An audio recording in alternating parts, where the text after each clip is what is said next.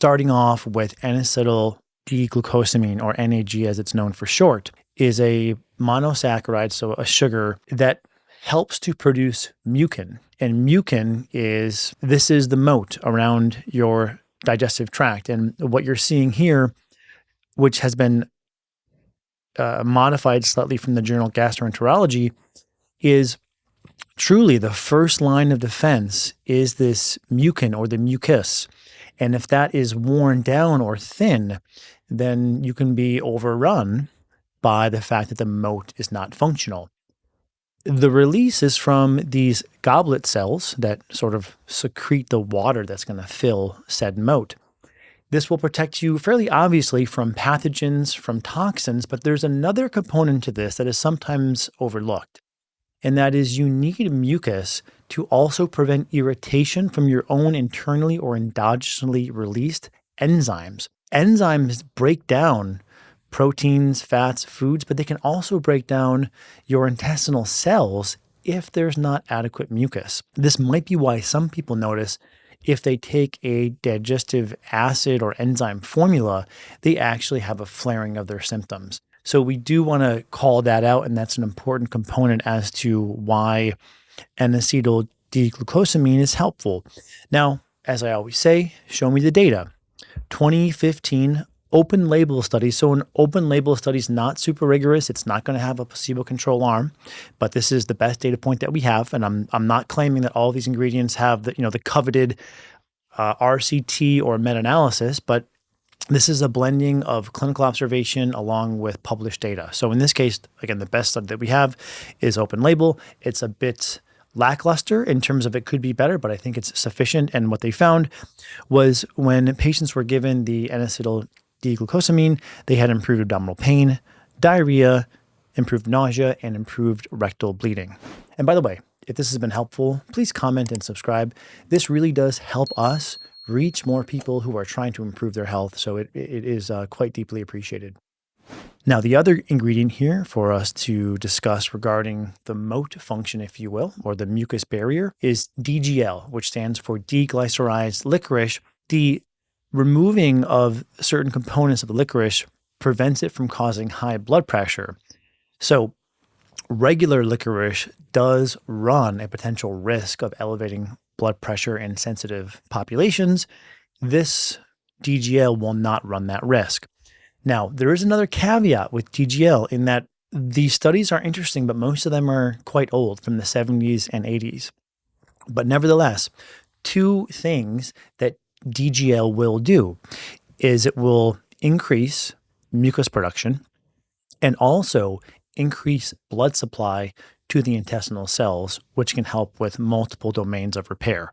The one study here I would highlight for you regarding DGL, again, older, 1982, doesn't mean that's because the study is old, doesn't mean we should just write it off. But nevertheless, 100 patients with stomach ulcers were given either a histamine 2 receptor blocker, think something like Pepcid, or DGL comparatively. And they found that DGL was as effective as the histamine blocker for healing stomach ulcers. Now, I should just draw your attention to the fact that histamine is a very important signaling molecule in the intestinal tract. And histamine intolerance, mast cell activation syndrome, these conditions will and tend to respond very well to histamine blockers. The point I'm making with this study is there might be another way, rather than just blocking histamine, but by improving that moat or immune or mucus layer function, you may sort of circumvent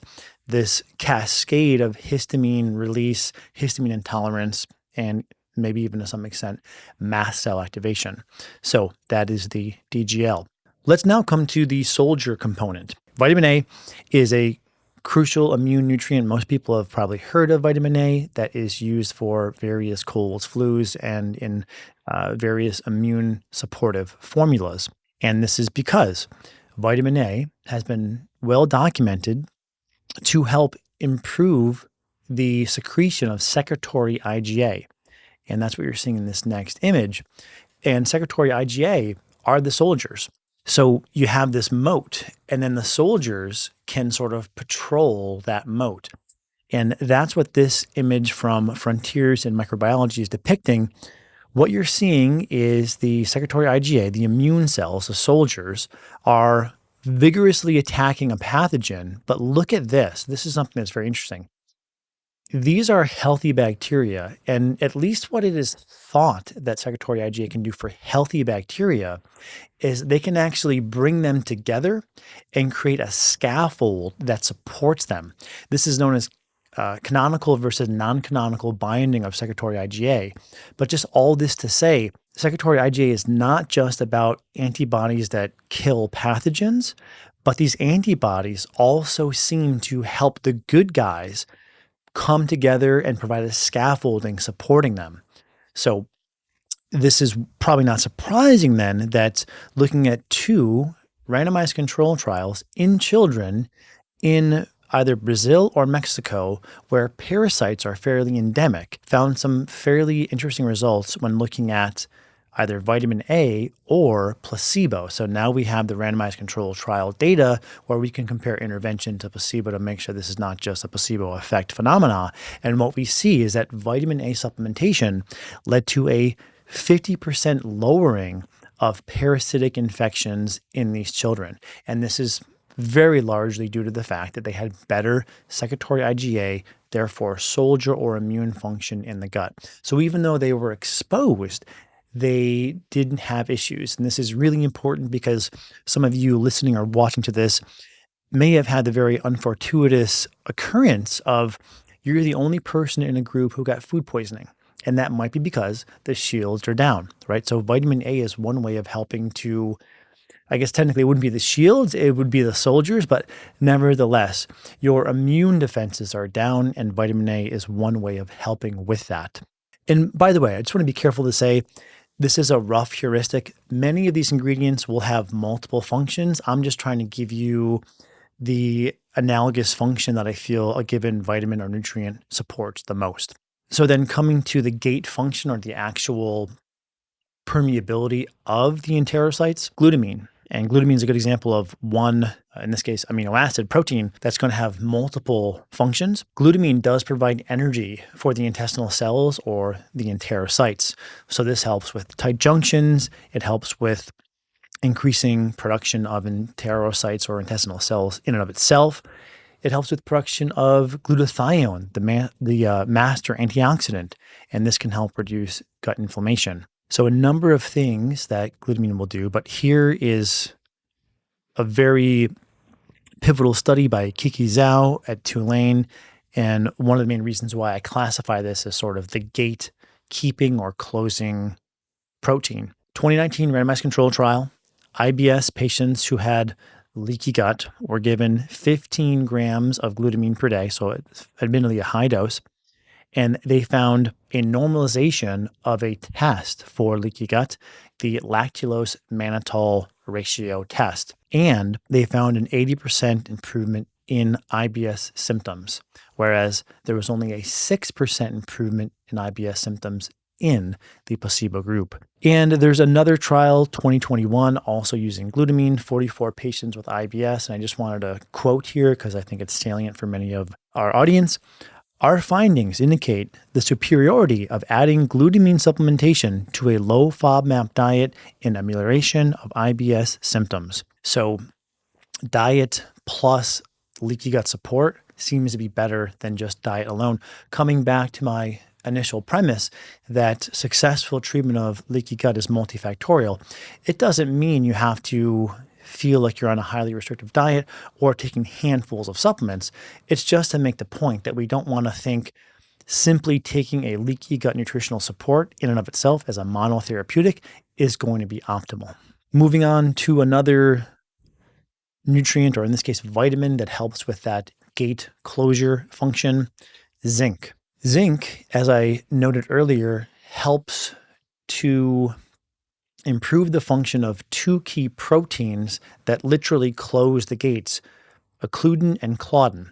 And it's been demonstrated that when there is inadequate zinc, there is increased gut leakage, most namely a 2016 crossover randomized control trial. So this is where they have the placebo group and the treatment group do their intervention, then they do a washout period and they switch them. So it's a very, very accurate and helpful design. Small study, 8 participants who were given either placebo or zinc as zinc carnosine.